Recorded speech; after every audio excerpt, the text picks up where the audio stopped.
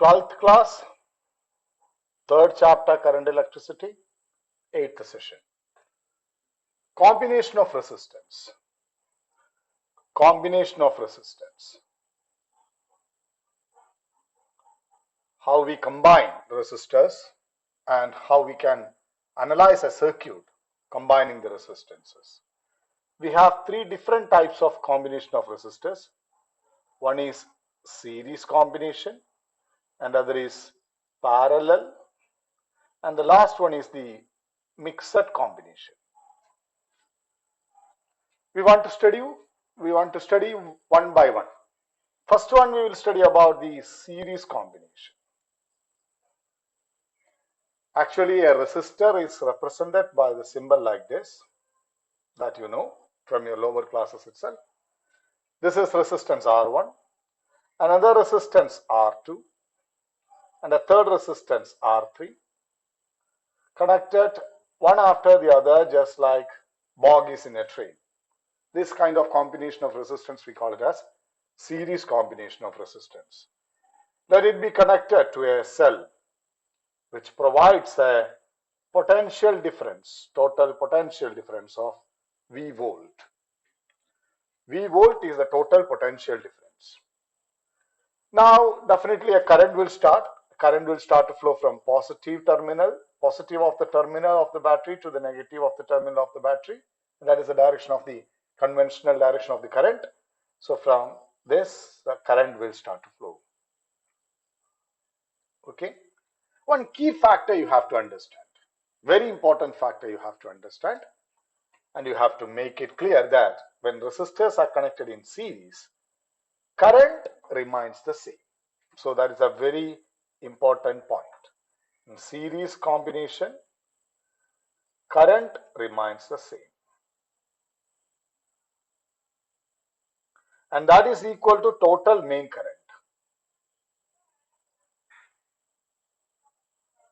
That's it. Means what is the main current coming out from the battery? That same current will be flowing through each and every resistors. The main current will be equal to the current through individual resistors. Now you know what? V equal to IR, right? V equal to IR. So I is same for all. R is different value. So IR will be different. So this will have a potential difference of V1 volt. This will have a potential difference of V2 volt. And this will have a potential difference of V3 volt. Now that V1 will be equal to IR1, V2 will be equal to IR2, and V3 will be equal to IR3. See, this is the set of equation 1. And one more thing, you know, terminal potential difference, the whole potential difference, V, which is total V, will be the sum of the individual potential differences, V1, V2, and V3. That is the equation number 2. Now you just forget about all this. Actually, it is very difficult for us to take these three resistors individually and study about the circuit.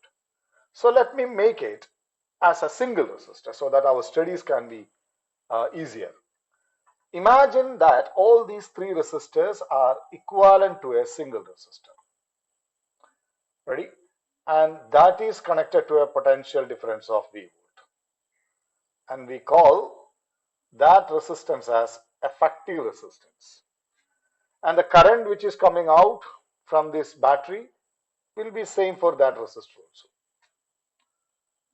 So if you write the equation for this effective circuit, V, which is the total potential difference, will be current into effective resistance. That is equation number 3. Now you have a set of equations 1, 2, 3. What you have to do now is substitute the value of V, V1, V2, V3 individually to this equation 2. That means LHS becomes I into R effective, where I is the main current, equal to V1, V2, V3 will be IR1 plus IR2 plus IR3. So from which it is very clear, current is same for all. So I can be taken out and that will be cancelled with this I. So this I will be cancelled individually with all this. So the R effective become equal to R1 plus R2 plus etc. R1 plus R2 plus R3. So what do you understand from that? When resistors are connected in series, the effective value of resistance is such that the effective value is equal to the sum of the individual resistances. So you have so many resistance, n resistors connected in series, it will be R effective equal to R1 plus R2 plus etc. plus Rn. So when you connect one by one, what happens? All those resistors will be added up. Means the effective resistance will be increasing. So we say the resistors are connected in series in order to increase the value of effective resistance. So for n identical resistors in series,